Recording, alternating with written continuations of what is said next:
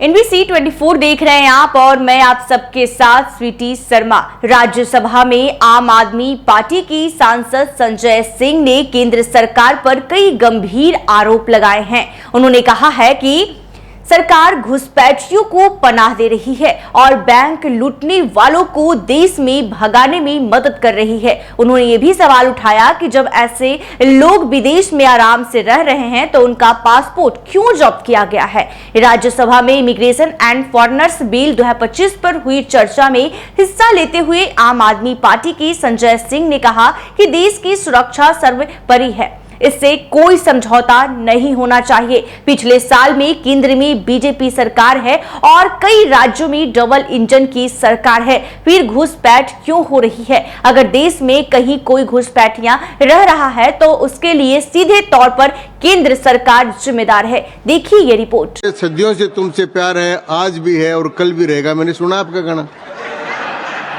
श्री संजय सिंह दोनों ही कह रहे हैं एक दूसरे को। धन्यवाद मान्यवर, आपने एक अत्यंत महत्वपूर्ण बिल पे मुझे अपनी बात कहने का मौका दिया। मैं जैसे उदय प्रताप जी की चंद पंक्तियों से अपनी बात शुरू करूंगा। न मेरा है न तेरा है, ये हिंदुस्तान सबका है, नहीं समझी गई ये बात तो नुकसान सबका है। न तेरा है न मेरा है, ये हिंदुस्तान सबका है, नहीं समझी गई ये बात तो नुकसान सबका है। जो आकर मिल गई इसमें वो दिखलाई नहीं देती, जो नदियां मिल गई इसमें वो दिखलाई नहीं देती। महासागर बनाने में मगर एहसान सबका है, महासागर बनाने में मगर एहसान सबका है। मान्यवर, हम लोग बचपन से एक शब्द सुनते आए, सरकार माई बाप। सरकार माई बाप यानी कि जो सरकार होती है वो लोगों की माई बाप होती है, मां की तरह ख्याल रखती है, पिता की तरह ख्याल रखती है। लेकिन अगर कोई सरकार अपने बच्चों को उसका गला घोटने पे उतारू हो जाए तो वो फिर सरकार निष्पक्ष सरकार नहीं है, नहीं है मान्यवर। वो सौतेली मां है, वो सौतेली मां है, उसका व्यवहार सौतेला है। और आज आप जो काम कर रहे हैं इस बिल के माध्यम से, आप बाबा साहब डॉक्टर भीमराव अंबेडकर जी के द्वारा लिखे गए संविधान की हत्या कर रहे हैं। और ये बात मैं इसलिए कह रहा हूं कि बाबा साहब डॉक्टर भीमराव अंबेडकर जी ने संविधान की धारा 26 में लिखा, धार्मिक मामलों के प्रबंधन की स्वतंत्रता, धार्मिक एवं धर्मार्थ उद्देश्यों के लिए संस्थाओं की स्थापना एवं रखरखाव करना, धर्म के मामलों में अपने स्वयं के मामलों का प्रबंधन करना, चल एवं अचल संपत्ति का स्वामित्व एवं अधिग्रहण करना तथा ऐसी संपत्ति का कानून के अनुसार प्रशासन करना। यह अधिकार आपने नहीं दिया, यह अधिकार किसी भारतीय जनता पार्टी के लोगों ने नहीं दिया। यह अधिकार बाबा साहब डॉक्टर भीमराव अंबेडकर जी के द्वारा लिखे गए भारत के संविधान ने दिया। मान्य, और आप उस संवैधानिक अधिकार को छीन रहे हैं एक गैर संवैधानिक बिल लाके। क्या क्या लिखा इस कानून के अंदर आपने, किस तरीके से आपने इस संविधान की हत्या करने का काम किया। आप बड़ी बड़ी बातें कर रहे हैं। यह सरकार कह रही है कि ये कानून हम मुसलमानों के भले के लिए आ रहे हैं। जब मैं आपसे सुनता हूं तो मुझे लगता है कपिल शर्मा कॉमेडी सर्कस में बोल रहा है। आप मुसलमानों का भला कर रहे हैं, आप मुसलमानों का भला कर रहे हैं। दोनों सदन में एक भी सदस्य, दोनों सदन में सिर्फ एक सदस्य गुलाम अली को छोड़ के एक भी सदस्य आपका मुसलमान नहीं है। आप मुसलमानों का भला कर रहे हैं, आप मुसलमानों का भला कर रहे हैं। पूरी सरकार में एक मंत्री आपका मुसलमान नहीं है, आप मुसलमानों का भला कर रहे हैं। दो नेता अपने घरों में आपने बैठा दिया, मुख्तार अब्बास नकवी, शाहनवाज हुसैन, दोनों की राजनीति आपने खत्म कर दी। आप मुसलमानों का भला कर रहे हैं, आप मुसलमानों का भला कर रहे हैं, आप मुसलमानों का भला कर रहे हैं। अरे सुनना सीखो, सुनना सीखो पहले। मान्यवर, मैं इनके इस कानून में क्या क्या लिखा हुआ है, क्या क्या कहा है इन्होंने। बैठ जाएं कृपया, गुलाम अली जी बैठ जाएं। धार्मिक संपत्तियों को यह बिल कब्जा करने की नापाक कोशिश है। इतनी और शांति धार्मिक है संपत्तियों को सदन में, इतनी कब्जा शांति करने के लिए। सदन में इतनी शांति है कि आराम से आप बोलोगे तो आराम सब- से बोल रहा हूं सर। हाँ। आप बैठे हैं तो आपको देख के वैसे ही आराम आ जाता है। आपको देख के मैं वैसे ही आराम में रहता हूं सर। आप जब है आपका संरक्षण है तो आराम से ही बोल रहा हूं। बोलिए बोलिए। मान्यवर, धार्मिक संपत्तियों को कब्जा करने की एक कोशिश है। इसलिए इस बिल पर न हिंदू को खुश होना चाहिए, न सिख को खुश होना चाहिए, न ईसाई को खुश होना चाहिए, न जैन को खुश होना चाहिए, न बौद्ध को खुश होना चाहिए, क्योंकि नंबर सबका आएगा। और आज वक्फ की संपत्तियां कब्जा करके आप अपने दोस्तों को देंगे, कल गुरुद्वारे की संपत्तियां कब्जा करके आप अपने दोस्तों को देंगे, फिर चर्चों की संपत्तियां कब्जा करके आप अपने दोस्तों को देंगे, फिर बौद्धों की संपत्तियां कब्जा करके आप अपने दोस्तों को देंगे, फिर जैनों की संपत्तियां कब्जा करके आप अपने दोस्तों को देंगे, फिर मंदिरों की जमीनें कब्जा करके आप अपने दोस्तों को देंगे। आप तो वो लोग हैं जिन्होंने प्रभु श्री राम के मंदिर में भी घोटाला किया। मान्यवर, प्रभु श्री राम के मंदिर के जमीन में घोटाला किया। मैं कागज दूंगा सर, मैं कागज दूंगा। बंद कर दिया मैंने। ये लोग राम मंदिर में घोटाला करने वाले लोग हैं। राम मंदिर की जमीन का चंदा खाने वाले लोग हैं सर। ये लोग 2 करोड़ की जमीन 5 मिनट में 18 करोड़ में बेची सर इन लोगों ने। मैंने 16.5 करोड़ का घोटाला किया, 18.5 करोड़ में जमीन बेची। ये राम मंदिर में घोटाला करने वाले लोग हैं सर। मान्यवर, अरे प्रभु श्री राम के नाम का पैसा खाते हो तुम लोग। अरे बैठ जाओ, राम मंदिर का पैसा खाते हो। अरे राम मंदिर में घोटाला करते बैठो। अरे राम मंदिर का चंदा खाते हो। अरे चंदा चोरो बैठो, चंदा चोरो बैठो, चंदा चोरो बैठो, बैठो चंदा चोरो, चंदा चोरो बैठ जाओ।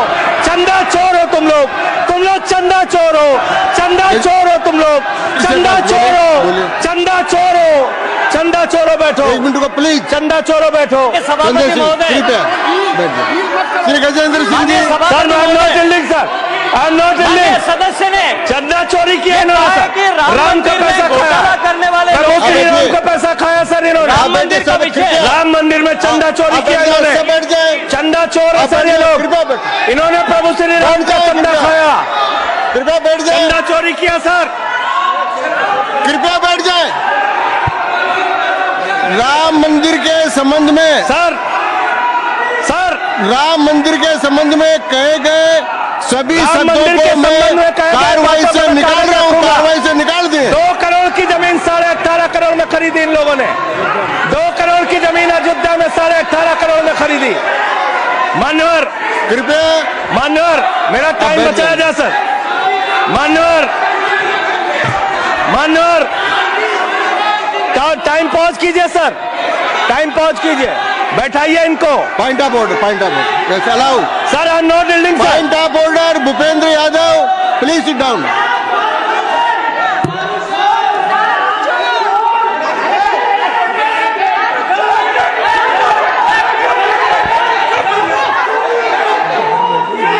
भाई पॉइंट ऑफ ऑर्डर मैंने दिया। आप जाइए स्थान पर, कृपया अपने स्थान पर जाएं। मैंने व्यवस्था का प्रश्न उठाने का मौका दिया भूपेंद्र जी यादव को। आप सब लोग अपने स्थान पर जाएं, कृपया अपने स्थान पर चले जाएं, कृपया अपने स्थान पर जाएं, कृपया बैठे। मैंने भूपेंद्र जी, कृपया बैठ जाए, कृपया। श्री भूपेंद्र यादव सर, मैं पहले Bhupendra ji, yes sir, Bhupendra Yadav sir, Madan ji Rathore कृपया बैठ जाएं।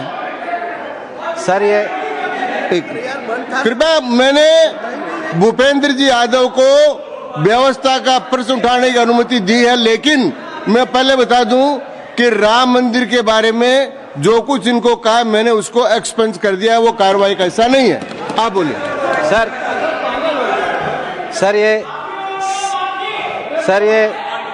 सर ये सदन का उच्च सदन है। रूल में बता देता हूँ, रूल 238 और 240। आप 238 और 240, 238 and 240, you read it sir. There are sir 2 rules है, 238, 240। मेरे को बुक की जरूरत नहीं है। हाउ टू स्पीक ये 238 है सर। 240 बड़ा इंपॉर्टेंट है जी सर। कोई भी सदस्य अगर इररिलेवेंट बोलता है, अगर तो ये चेयर की पावर है कि उस सदस्य को रोक सकते हैं जो विषय डिबेट से जुड़ा हुआ नहीं है, जो विषय सदन से जुड़ा हुआ नहीं है, इररिलेवेंट विषय को आपको रोकने का अधिकार है। जो सदस्य संजय सिंह जी बोल रहे थे वो इररिलेवेंट है। तीसरा एक और विषय सर, 238 में बोलने के बाद जो असंसदीय शब्द है, किसी भी पार्टी के बारे में, किसी के बारे में जो असंसदीय शब्द है वो बोले गए हैं तो उसकी भर्त्सना भी हाउस पूरी तरीके से करता है, माननीय Tiruchi Shiva. Sir, I also stand on the. Please, I am allowing Mr. Tiruchi Shiva. I also stand on the same rule, sir. 238 and 240. You didn't quote 238. You remember 240, but 238 you are well versed, I know, but you are not quoted. Nothing refer, only the rule number. Yes, yes. Refer to any matter of fact on which a judicial decision is pending. No. Make a personal charge against a member. No. Please.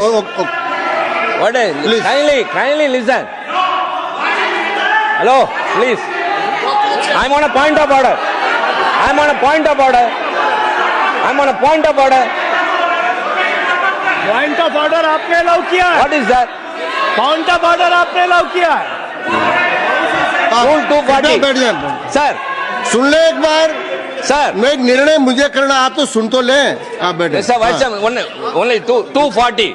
240 which मैंने is quoted, दोनों say- 238, Sir, sir. 240 दोनों देख लिए। Please, sir. हाँ। Rule 240 says, the chairman, after having called the attention of the council to the conduct of a member who persists in irrelevance or in tedious repetition, you didn't call, sir. Whether it is irrelevance or repetition has to be decided by the chair. So, the chairman. आप सुनो ना भाई, please. Hello, please. I am speaking to the chair. Please तो I am speaking to the chair. इधर देखिए ना। Sir, हाँ। it is leaving, we leave it to your discretion and Yes. decision, sir. Yes. And not it is repetition or irrelevance can be decided by any other member, sir. Only you, sir. Okay, thank you. मैंने श्री भूपेंद्र जी यादव ने 240 में ये और है कि अगर कोई दूसरा सदस्य भी किसी सदस्य के इररिलेवेंट डिबेट को सपोर्ट करता है तो उसको भी डिबार करना चाहिए, आपको शिवा को भी करना चाहिए। आप एक सेकंड। मेरी व्यवस्था यह है कि 238, 240 के अंतर्गत मैंने ऑलरेडी जो असंसदीय शब्द थे वो और राम मंदिर के बारे में, क्योंकि ये विधेयक की परव्यू में नहीं आता है, इसलिए मैंने राम मंदिर के बारे में इनके लगाए गए इलेक्शन और असंसदीय शब्दों को कार्रवाई से निकाल दिया। धन्यवाद। मान्यवर, आपने कहा कि इससे आप पिछड़े मुसलमानों का भला करने जा रहे हैं। सुनने में बहुत अच्छा लगता है कि आप पिछड़े मुसलमानों का भला करने जा रहे हैं। आपने इसमें कहा कि आप महिलाओं का भला करने जा रहे हैं। सुनने में बहुत अच्छा लगता है कि आप महिलाओं का भला करने जा रहे हैं, लेकिन ये सरकार और यहां पे इस समय मंत्री जी नहीं है, मैं उनसे पूछना चाहता हूं, आप देश को और सदन को गलत जानकारी क्यों दे रहे हैं? मानवर, 2013 के वक्फ बिल में जो भारतीय जनता पार्टी की सहमति और सहयोग से पास हुआ, उसमें भी महिलाओं के लिए आरक्षण था। मना कर दीजिए कि नहीं था? मना करिए कि हम गलत बोल रहे हैं। मानवर, मंत्री जी ने कहा 1 करोड़ सुझाव आया। मैं आपसे पूछना चाहता हूं, कितने करोड़ ईमेल आए, कितने करोड़ पत्र आए, कितने करोड़ सुझाव आए? पूरे देश को जानकारी दीजिए और मैं आपको दावे के साथ कह सकता हूं, जब पूरा सच सामने आएगा तो देश को पता चलेगा कितने लोग इस बिल के विरोध में थे, कितने लोग इस बिल के समर्थन में थे। मैं जेपीसी का सदस्य था मानवर, मैं कह रहा हूं आपसे लाइए। और आप पिछड़े मुसलमानों का भला करना चाहते हैं? मैं आपसे हाथ जोड़कर निवेदन करता हूं, विनती करता हूं, और हमारे जो मित्र उधर भी हैं, अगर आप मेरी बात से सहमत हैं तो समर्थन करना। समाज में छुआछूत को, बीमारी को मिटाने के लिए चलिए उठाते हैं कदम, और अगले सत्र में एक बिल लेके आइए। जितने भी हिंदुओं की कमेटियां हैं, ट्रस्ट है, बोर्ड है, उन सारे ट्रस्ट और कमेटियों में 80% आरक्षण दलित, आदिवासी और पिछड़े हिंदुओं को दीजिए। मैं समर्थन करूंगा आपका, माला पहनाऊंगा आपको। आप पिछड़ों का भला करने की बात करते हैं, आप दलितों का भला करने की बात करते हैं। आपकी मातृ संस्था आरएसएस 100 साल तक आपने एक भी दलित, पिछड़ा और आदिवासी, एक भी महिला को आज तक आरएसएस का प्रमुख नहीं बनाया। आप दलितों और पिछड़ों और आदिवासियों की आरएसएस के बारे में भला करने की बात करते कर हैं। दीजिए। माननीय, इस बिल में क्या लिखा है? आप जो भी बातें इस विधेयक के अलावा बोलेंगे उन सबको मैं एक्सप्लेन सर ये करूंगा। क्या उसमें सच नहीं है? क्या ये सच नहीं है? सर मेरा टाइम रोका जाए। और सर बिल के बारे में बात करते हैं माननीय मंत्री जी ने कहा आज आप इस बिल को पास कर रहे हैं, आज आपका सीना चौड़ा हो रहा है, आपको लग रहा है एक धर्म के अधिकार को आप छीन रहे हैं। नहीं, कल को आप सभी धर्मों की धार्मिक संपत्तियां छीन के आप अपने दोस्तों का देने का काम करेंगे। मैं फिर इसको दोहरा रहा हूं और फिर इसको कह रहा हूं कि आप ये करेंगे, धार्मिक संपत्तियों के कब्जा करने का काम करेंगे। और किसी गलतफहमी में मत रहिए, आपको लोकसभा के चुनाव में मात्र 36% वोट मिला है। इस देश की 64% आबादी आज भी आपके खिलाफ है, आज भी आपके खिलाफ खड़ी है। किसी गलतफहमी में मत रहिए। बड़ी बड़ी सत्ता उखड़ गई और चली गई। मान्यवर, आपने इसमें लिखा बिल के अंदर कि वक्फ कमेटी के अंदर गैर मुसलमान इसका सदस्य बन सकता है। आप क्या गुरुद्वारा कमेटी के अंदर गैर सिख को मेंबर बना सकते हैं? क्या ईसाई कमेटी के अंदर गैर ईसाई को सदस्य बना सकते हैं? क्या बौद्धों की कमेटी के अंदर गैर बौद्ध को, क्या जैनों की कमेटी के अंदर गैर जैन को आप मेंबर बना सकते हैं? और इतना ही नहीं, क्या आप हिंदुओं के ट्रस्ट में, मंदिर के ट्रस्ट में आप क्या गैर हिंदू को मेंबर बना सकते हैं? नहीं बना सकते, नहीं बना सकते। आप एक झूठ फैला रहे हैं देश भर में, देश भर में झूठ फैला रहे हैं। आप कह रहे हैं ये मैं पढ़ रहा हूं राम मंदिर का, सर राम मंदिर ट्रस्ट झूठ शब्द असंसदीय है, जो असंसदीय शब्द है उनको निकाल दीजिए। सत्य से परे, सत्य से परे। सर ये प्रभु श्री राम के मंदिर का ट्रस्ट, मैं इसका समर्थन करता हूं। नहीं, आप इस सर मैं इसका समर्थन कर रहा हूं। ये सब्जेक्ट नहीं है सर, समर्थन कर रहा हूं, सुन तो लीजिए। आप कहे से नहीं सुनूंगा। डिस्ट्रिक्ट मजिस्ट्रेट प्रोसीडिंग में नहीं आएगा सर, मेरी बात तो बिल्कुल नहीं आएगा सर, मेरी बात सुन लीजिए। घनश्याम जी प्लीज, चेयरमैन साहब, district magistrate of Ayodhya will be ex officio trustee who will be a practising Hindu. If the DM is not Hindu, then additional district magistrate will be an ex officio member of the trust. हम इसका समर्थन करते हैं sir. Hindu धर्म के trust में हिंदू को member होना चाहिए, आपने लिखा, हम इसका समर्थन करते हैं। लेकिन आप दूसरे धर्मों के ऊपर कह रहे हैं। कल को आप गुरुद्वारा कमेटियों में कहेंगे सिख नहीं, दूसरे धर्म के लोग इसमें आएंगे। कल को आप जैन कमेटियों में घुसड़ेंगे, बौद्धों की कमेटियों में घुसड़ेंगे। ये बात गलत है, ये पूरी तरीके से गलत है। और आज पूरे देश को आप बताइए, मान्यवर, पूरे देश को आप बताइए, 2009 में आपने अपना घोषणा पत्र जारी किया था, मैनिफेस्टो। ये मैनिफेस्टो आपका लेके आया हूं, ये तो आपका डॉक्यूमेंट है, मेरे घर नहीं बना। इस मैनिफेस्टो में लिखा है इन्होंने कि 2009 के मैनिफेस्टो में लिखा है कि वक्फ की जमीनों पर जो अवैध कब्जे हुए हैं, के.आर. रहमान की कमेटी की रिपोर्ट के हिसाब से हम मुस्लिम धर्म गुरुओं के साथ बातचीत करके उसको खाली कराने का काम करेंगे। कितना दोहरा चरित्र है आपका। आपने कहा वक्फ की जमीनों को खाली कराने का काम करेंगे जिसपे कोई और कब्जा कर रखा है। मान्यवर, एक और बात, सुप्रीम कोर्ट के अंदर आप कह रहे हो कागज चाहिए, कागज चाहिए। मंत्री जी ने कहा कागज चाहिए। मंत्री जी, आपको कागज की बहुत जरूरत होती है, कागज आपको चाहिए। आपकी सरकार ने 2020 में, ये पूरे देश को देखना चाहिए, पूरे देश को सर, 2020 में मैं जेपीसी का मेंबर था, एक कागज वहां मिला मैं 2020 में सुप्रीम कोर्ट में। सर आप, मेरी बात नहीं आ रही सर, सर मेरी बात नहीं आ रही। 2020 में मान्यवर, इस भारत की सरकार ने, मोदी जी की सरकार ने शपथ पत्र दिया सुप्रीम कोर्ट में। से क्या लिखा हुआ है? 99% वक्फ की संपत्तियां डिजिटाइज हो चुकी हैं। मुख्तार अब्बास नकवी साहब आपके मंत्री थे, उनका बयान है 100% वक्फ की संपत्तियां डिजिटाइज हो चुकी हैं। तो जब आप सारी संपत्तियां डिजिटाइज कर चुके हैं, सब कुछ ऑनलाइन कर चुके हैं वामसी पोर्टल में, सारे कागजात जांच चुके हैं, तो क्या आप फसाद कराने के लिए फिर से कागज मांग रहे हैं? फसाद कराने के लिए, आप फसाद कराने के लिए कागज मांग रहे हैं। आप फसाद कराने वाले हिंदू हैं, हम सौहार्द फैलाने वाले हिंदू हैं। यह बुनियादी फर्क है, यह बुनियादी फर्क है। आप देश भर में फसाद, नफरत, लड़ाई, झगड़ा कराने का काम करते हैं। मान्यवर, मैं अंत में आप लोगों से सिर्फ एक ही बात कहना चाहता हूं कि आज सच्चर कमेटी की रिपोर्ट की बात कही गई और कहा गया 12,000 करोड़ की आमदनी हो सकती थी। एक सुझाव मैं पूरे सदन की तरफ से इस सरकार को देना चाहता हूं।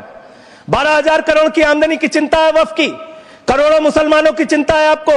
एक अपने दोस्त को पकड़ के लाइए, नीरव मोदी को 20,000 करोड़ वसूलिए, 12,000 करोड़ वफ को दीजिए, 8,000 करोड़ अपने पास रखिए। 8,000 करोड़ का आपको मुनाफा होगा, 12,000 करोड़ वफ को दे दीजिए, करोड़ों मुसलमानों का भला हो जाएगा। मान्यवर, अंतिम बात कह के आपने कहा सच्चर कमेटी की रिपोर्ट से 12,000 करोड़ की आमदनी की बात कही गई है। अर्ध सत्य मत बोलिए, पूरा सत्य बोला कीजिए। सुविधाजनक सत्य मत बोलिए, पूरा सच बोला कीजिए। मंत्री जी, इसमें लिखा हुआ है सच्चर कमेटी की रिपोर्ट में कि भारत की सरकार ने, राज्यों की सरकार ने अलग अलग राज्यों में अलग अलग जगहों पे 365 वफ की संपत्तियां कब्जा कर रखी हैं। आप उसके बारे में नहीं बताते, आप अर्ध सत्य बोलते हैं। मैं तो जेपीसी का मेंबर रहा हूं, मुझे सब पता है। तो इसलिए मान्यवर, आप फैला रहे हैं झूठ, ट्रिब्यूनल के फैसले, बस खत्म सर, खत्म। असत्य, सत्य से परे मान्यवर, सत्य से परे मान्यवर। ट्रिब्यूनल के लिए आप कह रहे हैं उसको अपील नहीं की जा सकती। हाई कोर्ट का फैसला ट्रिब्यूनल के फैसले के खिलाफ आया है, सुप्रीम कोर्ट का फैसला ट्रिब्यूनल के फैसले के खिलाफ आया है। आपने कहा 5 साल का प्रैक्टिसिंग मुस्लिम होना चाहिए। कैसे प्रैक्टिसिंग मुस्लिम तय करेंगे सर? आप क्या मुसलमानों के घर में सीसीटीवी का कैमरा लगाएंगे? कौन नमाज पढ़ रहा है, कौन नमाज नहीं पढ़ रहा है, कौन मुसलमान है, कौन मुसलमान नहीं है? आपने मान्यवर ऐसे प्रावधान इसमें रखे हैं जो बड़े अजीब है, जो अपने आप में ये बताते हैं कि आपकी मंशा सिर्फ देश में झगड़ा कराने की है, नफरत फैलाने की है, फसाद कराने की है। आपकी मंशा कहीं भी मुसलमानों का या किसी वर्ग का भला करने की नहीं है। बस एक अंतिम बात कह के अपनी बात समाप्त करूंगा। ये काम आपने देश के अंदर बहुत अच्छा शुरू कर दिया। आप एक काम करते हैं, देखो मुसलमानों को ठीक कर रहा हूं, दूसरी तरफ महंगाई बढ़ रही है, नुकसान हिंदुओं का। 94 लाख करोड़ रुपए शेयर बाजार में डूब रहा है, नुकसान हिंदुओं का। 11 लाख बच्चे स्कूलों से बाहर निकल गए, नुकसान हिंदुओं का। तो मुसलमानों को ठीक करने के नाम पर आप नुकसान देश के करोड़ों हिंदुओं का भी कर रहे हैं। इसलिए ये सब बातें करके देश में आप नफरत फैला के ये सब झगड़े फसाद के काम मत कीजिए। और अंत में आपसे एक ही बात कहना चाहता हूं, अभी भी वो मौका है इस बिल को जो गैर संवैधानिक है, जो बाबा साहब के संविधान के खिलाफ है, इसको वापस लीजिए। धन्यवाद।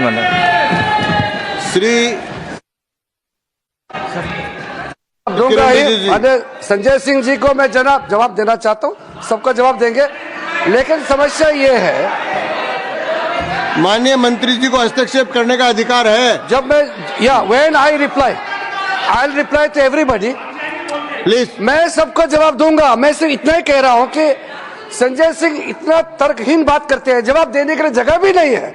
वो पॉइंटलेस बात करता है, बिल से संबंधित नहीं, इधर उधर का बात करता है। पॉइंट में बात कीजिए, मैं जवाब दूंगा बाद में।